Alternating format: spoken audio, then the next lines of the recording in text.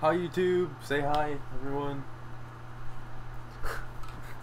You might remember my pistol mod from the Xploders from the last video. I don't know if that was the last video, but changed it up a little bit.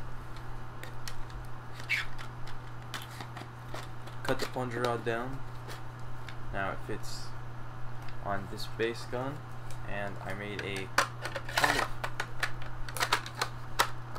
kind of shell for it. The barrel isn't on right now. This is a pre-barrel, I guess.